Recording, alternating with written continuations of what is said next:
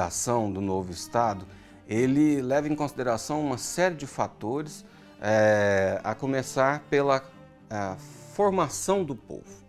Então, você tem um período colonial em que o Brasil ele vai se formar da conjunção de europeus com os habitantes que ali já existiam.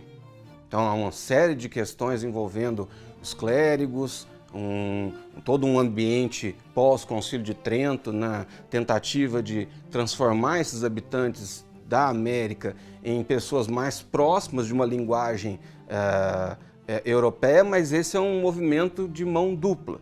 Então, você já tem ali um primeiro contato. A escravização dos indígenas não prospera, muito antes de 1680, quando, do ponto de vista legal, ela acaba, ela não funciona por uma série de fatores, por uma série de atores, e não só de... há algum tempo acreditava-se que era uma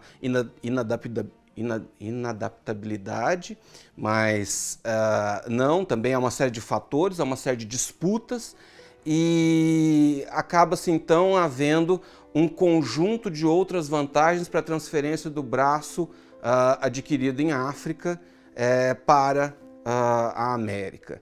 Então, todo esse cenário, europeus, africanos, povos que ali já se estabeleciam na América quando os europeus chegaram, vai criando um caldo de cultura e de interpolações, né? Temos que lembrar sempre que o indígena americano não tem esse grau que às vezes se pensa de unicidade, são povos distintos, com culturas distintas, com costumes distintos, e os povos africanos que são transferidos na condição de escravos para as Américas também levam consigo diferentes formas de ver o mundo. Ou seja, o país independente ele é formado por um caldo cultural bastante complexo. Bom, do ponto de vista institucional, assim que a independência acontece, a opção que Pedro I faz, Pedro I do Brasil, faz a de aceder a uma monarquia constitucional. O que quer dizer isso? Quer dizer que o rei também se submete à Assembleia de Representantes, não sendo assim um rei absoluto. O problema é que logo que essa Assembleia, esses representantes das diversas regiões brasileiras se unem para definir as suas leis fundamentais, há um fechamento desse parlamento, dessa Assembleia, e a maior parte das regras já discutidas são reelaboradas, embora não muito modificadas, e em 1824 o imperador Pedro I outorga a Constituição. Então, a ideia era nascer uma monarquia constitucional, mas a primeira Constituição é outorgada, o que já não me parece um começo muito alvissareiro. E mais que isso, os indígenas, assim grosso modo dito, são tutelados. E os africanos, do ponto de vista da escravidão, como o africano não tem a liberdade, que seria uma espécie de capital inicial de se fazer parte do âmbito da cidadania, ele não existe na Constituição. Então você tem três povos, não três povos, mas três grupos com origens muito específicas que não são acomodados no texto fundador do Estado brasileiro. Esse é um problema de saída.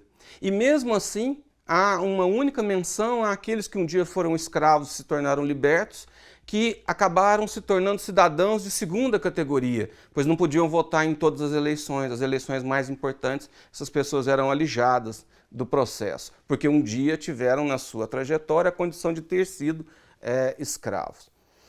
O Brasil, então, leva para o seu aparato institucional já de saída um problema.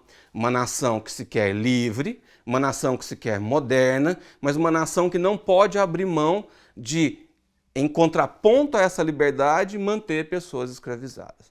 Mais uma vez, eu insisto, há muitos outros atores importantes, mas é José Bonifácio que faz um documento logo lá na Constituinte dizendo a situação da escravidão não pode ser perene.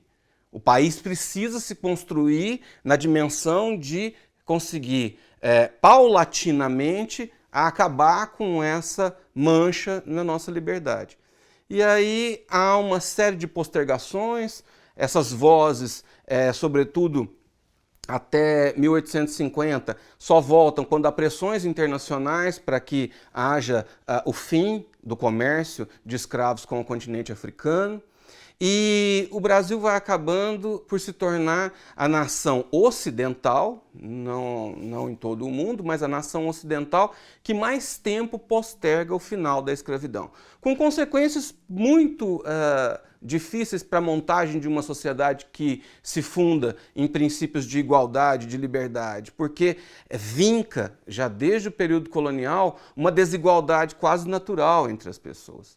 Então, um país que se torna livre e mantém grande parte da sua população na condição de escravos, ele posterga não só a libertação dessas pessoas, ele posterga a criação de uma cultura voltada para um padrão geral de igualdade, para um padrão geral de liberdade.